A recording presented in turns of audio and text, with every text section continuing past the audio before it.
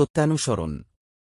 শ্রী শ্রী ঠাকুর বলেন, এটি একটি অত্যন্ত সত্য কথা যে মনে যখনই অন্যের দোষ দেখার প্রবৃত্তি উদয় হয় তখনই সেই দোষ নিজের অন্তরে এসে বাসা বাঁধে।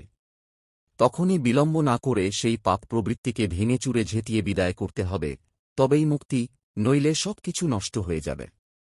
তোমার দৃষ্টি যদি অন্যের শুধুমাত্র কুৎসিত দিকই দেখে, তবে তুমি কখনো কাউকে সত্যিকারের ভালোবাসতে পারবে না। আর যে সৎ গুণ দেখতে পায় না, সে কখনো সৎ হয়ে উঠতে পারে না।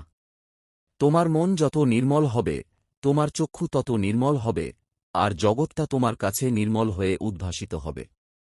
তুমি যাই দেখো না কেন, অন্তরের সঙ্গে মিলিয়ে প্রথমে তার ভালো দিকটিই দেখার চেষ্টা করো, এবং এই অভ্যাসকে মজ্জাগত করে ফেলো।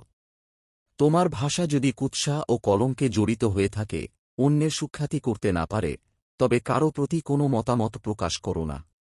মনে মনে নিজের এই স্বভাবকে ঘৃণা করার চেষ্টা করো এবং ভবিষ্যতে কুৎসার নরক ত্যাগ করার দৃঢ়প্রতিজ্ঞা নাও। পরনিন্দা করা মানে অন্যের দোষ কুড়িয়ে নিয়ে নিজেকে কলঙ্কিত করা, আর অন্যের সুখ্যাতি করার অভ্যাসে নিজের স্বভাব অজান্তেই উন্নত হয়ে ওঠে। তবে কোনো স্বার্থবুদ্ধি নিয়ে অন্যের সুখ্যাতি করতে নেই। সেটা তো খোশামোদ মাত্র। সেক্ষেত্রে মন ও মুখ প্রায়ই এক হয় না।